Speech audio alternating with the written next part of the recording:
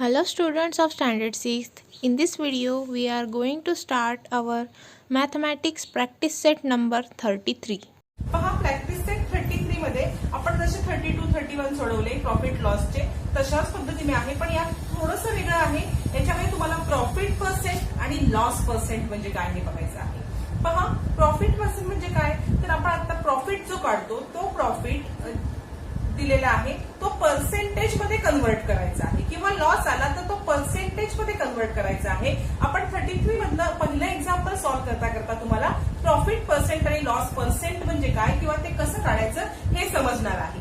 या 33 ह्याच्यावरतीच बेस आहे, profit percent आणि लॉस पर्सेंट. इथे तुम्हाला नुसता प्रॉफिट आणि नुसता लॉस न काढता पर्सेंटेज मध्ये प्रॉफिट आणि पर्सेंटेज मध्ये लॉस काढायला लागणार आहे.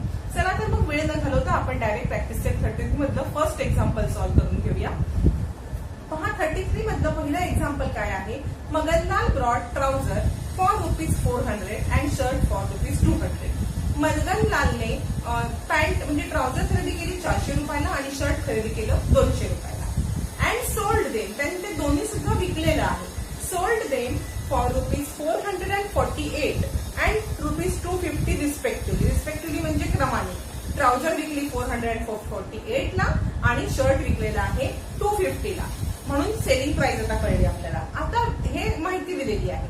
या माहितीच्या आधारे प्रश्न काय विचारलाय, क्वेश्चन काय विचारलाय, which of this transaction was more profitable. दोन ट्रान्झॅक्शन झाले, ट्राउझर आणि शर्ट. या दोन्ही ट्रान्झॅक्शन पैकी कोणत्या ट्रान्झॅक्शन मध्ये प्रॉफिट जास्त झाले. आता प्रॉफिट कोणत्या ट्रान्झॅक्शन मध्ये जास्त झालंय हे कळण्यासाठी तुम्हाला दोन्हीचे पर्सेंटेज माहिती असले पाहिजे, तेव्हाच तुम्ही सांगाल की नाही प्रॉफिट जास्त कसं झालंय आणि कमी कसं झालंय. रुपयामध्ये प्रॉफिट कमी जास्त त्याचा काहीही उपयोग नाहीये, तुम्हाला पर्सेंटेज मध्ये काढलं पाहिजे. आपण बघा आता काढताना मग पर्सेंटेज मध्ये त्याच्या आधी आपण काय करायचं, असे दोन पार्ट मी केलेले आहेत. तुम्ही वहीमध्ये नोटबुकमध्ये एकाखाली एक लिहू शकता. सगळ्यात पहिलं आपण लिहायचं cost price of trouser ₹400. Selling price of trouser ₹448. आता ह्याच्यामध्ये प्रॉफिट झालेला आहे ते काढायचं आहे. आपल्याला profit is equal to selling price minus cost price. 48 minus 40 ₹48 त्याला ट्राउझर वरती प्रॉफिट झालेला आहे, बरोबर. आता आपल्याला काय काढायचं आहे, तर याचा पर्सेंटेज, पण त्याच्या आधी इकडे बघूया शर्ट वरती किती प्रॉफिट झाले. Cost price of shirt ₹200, selling price of shirt ₹250, बरोबर. 200 ला शर्ट घेतलं, 250 ला विकलेलं आहे. तर profit is equal to selling price minus cost price, आणि इथे आलेली आहे प्रॉफिट तुमचं 50. शर्ट वरती ₹50 प्रॉफिट झालं.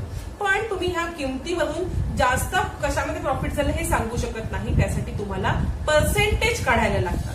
चला तर मग आपण पर्सेंटेज कसे काढायचे हे बघूया. आता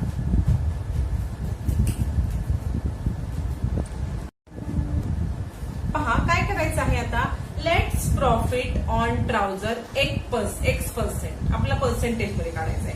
let's profit on shirt Y%, बरोबर. असं घेऊया. आता बघा X% म्हणजे किती पैकी, तर 100 पैकी. 100 पैकी X, बरोबर.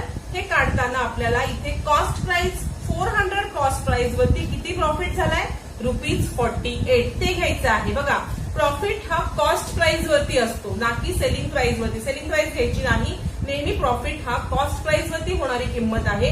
कॉस्ट प्राइस वरती प्रॉफिट होतो, म्हणून इथे कॉस्ट प्राइस घ्यायची, इथे प्रॉफिट लिहिला आणि 100/X.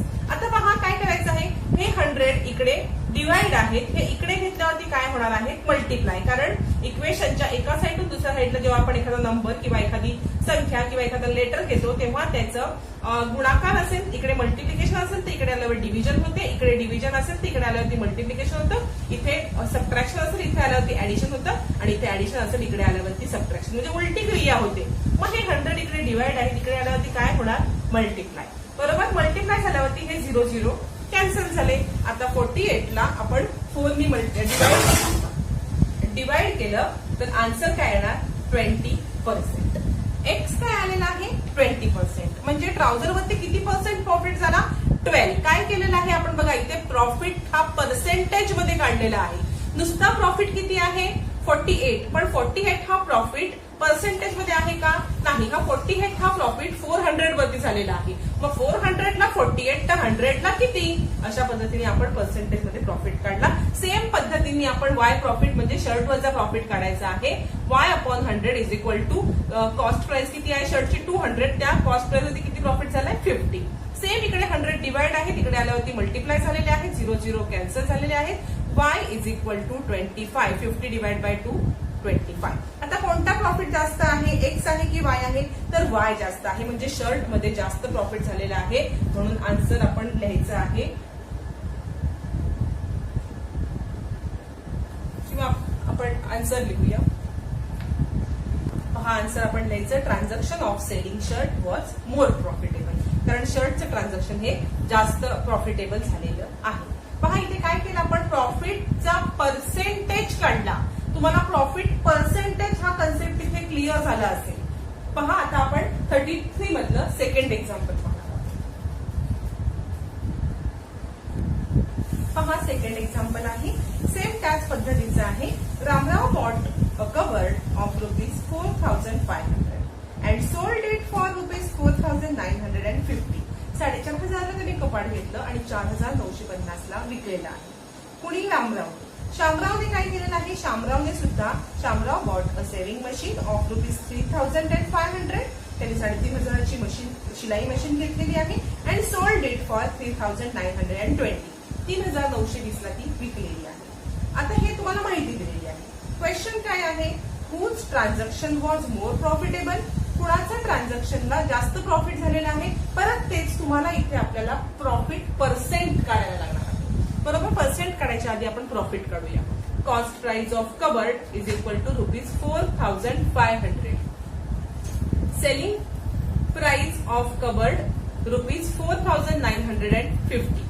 आता profit is equal to selling price minus cost price. Selling price किती आहे 4,950 मायनस 4,500 कॉस्ट प्राइस.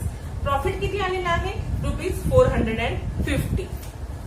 प्रॉफिट आला, पण आपल्याला प्रॉफिट हा पर्सेंटेज मध्ये काढायला पाहिजे. बरोबर, म्हणून आपण काय केलेलं आहे पहा, इथे काय घेतलेलं आहे 100 अपॉन एक्स. मग सारखंच किती कॉस्ट प्राइस वरती किती प्रॉफिट झालाय, तर 4,500 एवढ्या कॉस्ट प्राइस वरती 450 हा प्रॉफिट झालाय. तर 100ला किती प्रॉफिट झाला, काय सांगितलेलं आहे तुम्हाला. नेहमी आपण जेव्हा इक्वेशनच्या या साईडून या साईडला जेव्हा एखादा आकडा घेतो तेव्हा त्याची क्रिया बदलते. इथे 100 डिवाइड आहे, इथे आल्यावरती 100 काय होणार आहे, तर मल्टिप्लाय होणार आहे. 100 मल्टिप्लाय झाला की आपण हे 0 0 त्याला काढून टाकूया. आणि मग एक्स म्हणजे पर्सेंटेज ऑफ प्रॉफिट किती आलेलं आहे ह्याचं 10%. एक्स आला 10%. आता आपण इकडे सेव्हिंग मशीन कडे वळूया. सेम आपण लिहून घ्यायचं, cost price of sewing machine is equal to ₹3,500. Selling price of sewing machine is equal to 3,920. लिहून घेतलं. आता प्रॉफिटचा फॉर्म्युला लिहायचा. Profit is equal to selling price minus cost price. Selling price किती आहे 3,920 मायनस 3,500. आपलं आन्सर काय आलेलं आहे 420. हे आलं प्रॉफिट. आता आपल्याला प्रॉफिट पर्सेंटेज काढायचं आहे. बरोबर, पर्सेंटेज काढण्याआधी बघा काय करायचं, तर 3,500 3,500 या कॉस्ट प्राइस वरती किती प्रॉफिट झालाय 420. लक्षात ठेवा इथे नेहमी कॉस्ट प्राइस घ्यायची, कारण प्रॉफिट हा कॉस्ट प्राइस वरती असतो, सेलिंग प्राइस वरती नाही. प्रॉफिट हा कॉस्ट प्राइस वरती होतो किंवा लॉस जो होतो तो कॉस्ट प्राइस वरती होतो. 3,500 कॉस्ट प्राइस वरती किती प्रॉफिट झालेला आहे 420. तर 100 ला किती झाला म्हणजे पर्सेंटेज काढायचे. सेम आपण 100 इकडचे इकडे घ्यायचे आहे, तिकडे डिवाइड आहे, इकडे आल्यावरती 100 मल्टिप्लाय होतील, 0 0 हे गेले. आता 420 ला जेव्हा आपण 35 ने डिवाइड करू तर हे डिवाइड केला असता आन्सर येतं 12%. पहा हे तुम्ही डिवाइड करून बघायचं आहे. आता कोणता प्रॉफिट जास्त आहे तर सेव्हिंग मशीनचाच, म्हणजेच शामरावांचा प्रॉफिट जास्त आहे. मग तुम्हाला विचारले की दोघांपैकी कुणाला प्रॉफिट जास्त झाला तर शामरावाला.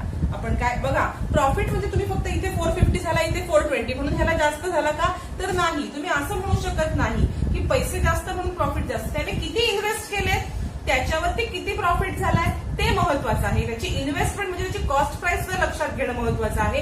त्यासाठी पर्सेंटेज काढले जातं आणि पर्सेंटेज वरून कुणाला प्रॉफिट जास्त झालाय हे ठरवलं जातं, नुसतं आकडा बघून नाही. यासाठी प्रॉफिट पर्सेंट आणि लॉस पर्सेंट महत्वाचं नाही. आन्सर आपण वर्ड मध्ये लिहायचं आहे.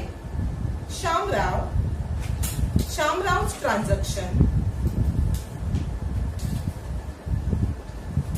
was more profitable. इथे आपला सेकंड वर्ड प्रॉब्लेम झालेला आहे. आता आपण ह्या प्रॅक्टिस सेट मधला एक लास्टचा वर्ड प्रॉब्लेम आहे, थर्ड वर्ड प्रॉब्लेम, तो पाहणार आहोत. पहा, थर्ड एक्झाम्पल बघूया आपण. Honey brought 1 box of 50 apple for ₹400. 50 ऍपलचा बॉक्स त्यांनी 400 रुपयाला खरेदी केलेला आहे. He sold all the apple at the rate of ₹10 each. 10 रुपयाला एक विकलेला आहे. 50चा बॉक्स 400 ला खरेदी केला, 10ला एक विकलं. What's there a profit or loss? What was it percentage? Profit लॉसचं पर्सेंटेज विचारले, जे काय झालंय त्याचं. सगळ्यात पहिलं आपण लिहून घ्यायचं cost price of 50 apple is equal to ₹400. बरोबर. Selling price of 1 apple ₹10. पण आपल्याला 50 ऍपलची सेलिंग प्राइस काढायला लागणार आहे, म्हणून selling price of 50 apple is equal to 10 multiply by 50. किती आलेला आहे आन्सर? ₹500. बरोबर. आता इथे काय झालेलं आहे, ही आली सेलिंग प्राइस, ही आहे कॉस्ट प्राइस. जास्त कोणती आहे? Selling price. मग आपण असं लिहायचं आहे selling price is greater than cost price. Selling price he cost price पेक्षा जास्त आहे, म्हणून काय झालेलं आहे, जेव्हा सेलिंग प्राइस जास्त असते तेव्हा काय होतो? Profit. Honey made profit. Profit is equal to selling price minus cost price. 500 minus 400 is equal to 100. प्रॉफिट काढलं 100. फक्त प्रॉफिट काढून थांबायचं आहे का? नाही, आपल्याला विचारलंय percentage. Let Hanif make X% profit. आणि नेहमीप्रमाणे आपण ही मांडणी करायची की 400 कॉस्ट प्राइस वरती त्याला ₹100 प्रॉफिट झालं, तर ₹100 वरती किती प्रॉफिट झालं? सेम मेथडनी आपण 100 इकडे डिवाइड आहे, तिकडे आल्यावरती मल्टिप्लाय करून घ्यायचे. 100 अपॉन मल्टिप्लाय बाय 100. 0 गेलेले आहेत आणि 100 ला 4 ने डिवाइड केलं असता आन्सर काय येणार आहे आपलं? तर X is equal to answer आलेला आहे 25%. 100 ला 4 ने डिवाइड केलं ते आन्सर काय येणार? 25%. त्याला किती प्रॉफिट झालेला आहे? 25%. आन्सर आपण वर्ड मध्ये लिहायचं आहे, वर्ड प्रॉब्लेम असल्यामुळे. Hanif made a profit of 25%. हनीफला 25% हे प्रॉफिट झालेलं